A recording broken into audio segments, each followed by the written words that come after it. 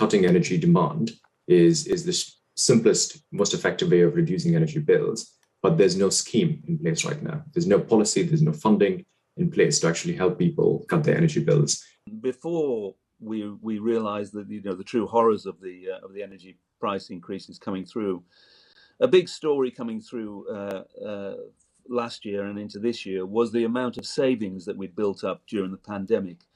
They're called involuntary savings because we couldn't spend on the things we normally spend on, travel, going out and all those things during the pandemic. Now, they're not evenly distributed, so a lot of those savings are to wealthier and older households, but there's quite a lot of those which could be used up to make the prospect of recession less certain that it is. Energy bills are the biggest driver of inflation, at least the soaring cost of them is. The regulator OFGEM announced household energy bills will now change every 3 months under new plans aimed at avoiding price shocks. Chaitanya Kumar is the Head of Environment and Green Transition at the New Economics Foundation. Good morning to you. Morning, Callum. Good to speak to you. It's our pleasure. Thanks for your time. So under these latest forecasts then, energy bills could double to £4,200 by January. This is after Ofgem's announcement. Now, I suppose there are several things to consider with this. First of all, is it a wise move from Ofgem to update the price cap every 3 months? I mean, there's only one primary explanation one can offer as to why Ofgem's done this, and that is to protect suppliers from going bust. We've seen over the last 12, 15 months, multiple suppliers going insolvent because they just couldn't handle the very steep rise in energy prices and the wholesale market. Ofgem back in May also published a report which essentially said our job primarily is to protect suppliers, and consumer protection is almost incidental, because if you don't protect suppliers, consumers will not have energy suppliers and therefore will be impacted as well. So in the short term, given prices, as you rightly said, are set to go up, it'll only mean consumer bills will go up much more frequently. So there's little respite for consumers, but suppliers can pass through those costs fairly quickly and hopefully will not go bust as a result. I suppose the obvious other side of that is that one day when prices start coming down, we should benefit from dropping prices more quickly too. That's right. But if I'm looking at analysts like Cornwall Insight, who've been fairly accurate so far in predicting these price caps, they've got some really dire predictions for the next certainly 12 months, but their forecast for 2030, which of course are very, very uncertain. It's near impossible making those predictions. But nonetheless, their forecast suggests that bills are here to remain high for the foreseeable future. So this sort of drop in energy prices whenever they happen, yes, they will pass through to consumers, but it's nowhere near, in the next 12 months. Therefore, more immediate fiscal support for those who need it, as your previous guest was talking about, is the need of the hour. Yeah.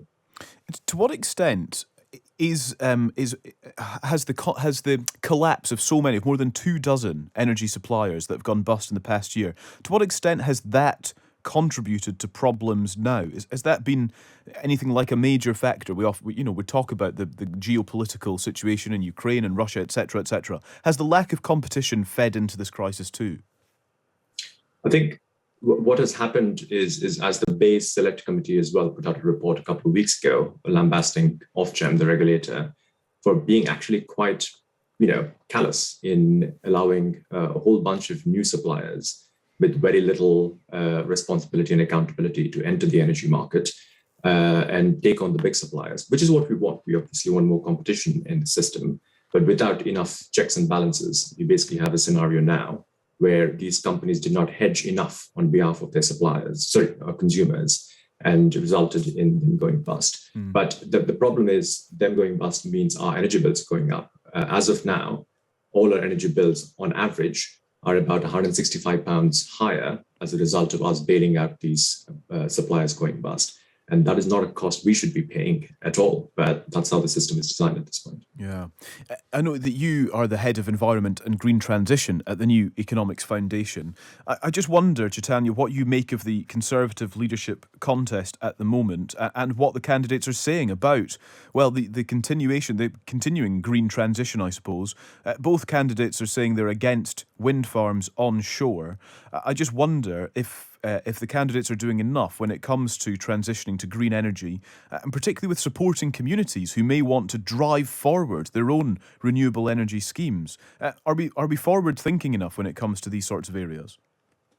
No, the answer is no, clearly. I mean, especially onshore wind, which sort of makes me pull my hair out as to why we keep opposing or chasing this sort of myth that people do not like onshore wind.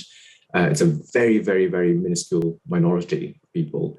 Every poll that we've seen, especially in those constituencies, so-called sort of Shire Tory constituencies, there's overwhelming support for onshore wind. So going through with that will really benefit in people and keeping their energy bills low. But the biggest thing, of course, is energy efficiency. The first debate we saw back in BBC a few weeks ago had Rishi Sunak open his statement talking about the need for energy efficiency. So I think there's an acknowledgement that cutting energy demand is the simplest, most effective way of reducing energy bills. But there's no scheme in place right now. There's no policy, there's no funding in place to actually help people cut their energy bills. I was quite impressed by some of the guests who wrote in or to your radio program earlier today, talking about thermostats and draft proofing and insulation and stuff like that. All of those are simple, effective measures that will pay back very quickly over the next year or two, but have a permanent impact in terms of reducing your energy bills. That's the kind of intervention we need. We know for a fact, for example, there are about 6 million cavities and 9 million lofts that are uninsulated in the country. We have those figures. We know where those places are. We just need to go in and really do them up very quickly, almost a war-style effort, as one of your guests mentioned. That's the kind of intervention we need, but we're not really seeing that from either candidates. Chaitanya, it's so good to speak to you this morning. Thank you very much indeed for your time. Well, David Smith is the Sunday Times' economics editor, and he's here to help us understand what it all means. Good morning to you, David. Good morning, Kate. Sky-high rates of inflation, then, it puts households, families, people under an enormous amount of pressure. Were these predictions expected? I think as we've moved into, through the year, people have been looking to the inflation peak later in the year to get higher and higher because of the horror story that's coming out on energy bills. I mean, interesting enough, some other things are coming down a little bit in price. I mean, you will have seen that petrol prices have come down somewhat, but it's the gas bill, it's the gas price which is really driving this, and there's not much that can be done to stop inflation hitting this really high level later in the year. Now, we used to talk about stagflation as the phenomenon facing the economy. In other words, economic stagnation, no economic growth, and high inflation. And now it's more like slumpflation.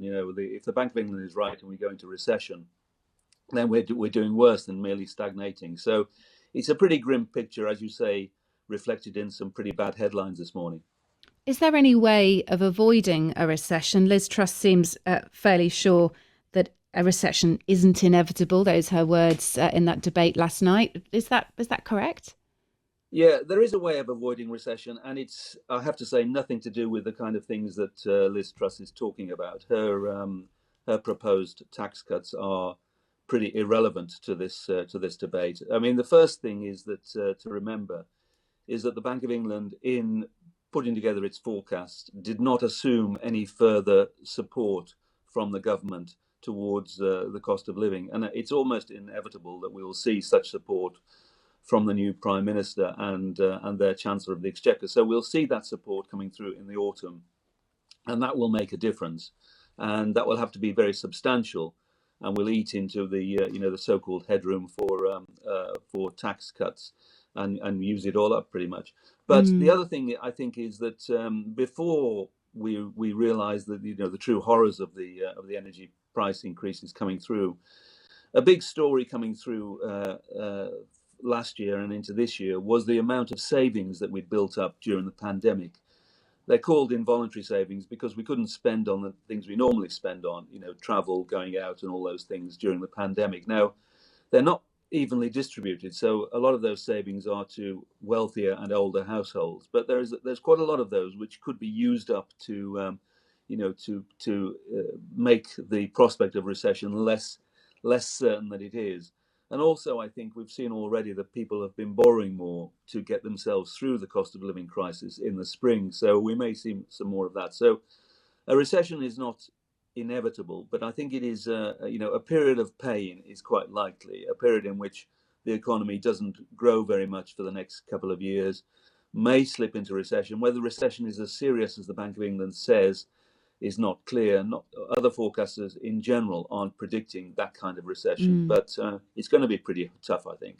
So we could be seeing a worst case scenario from the Bank of England. That doesn't mean that we don't need to take heed, though. They've predicted that recession might last for just over a year. Does that seem sensible? It also means that if we're looking for, I don't know, a small glimmer, that it won't last as long as the last recession.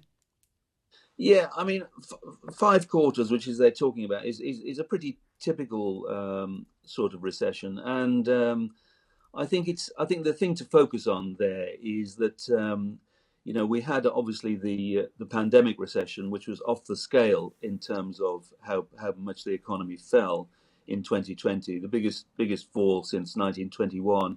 That was preceded by the financial crisis recession, which at the time was regarded as the biggest in the post-war period.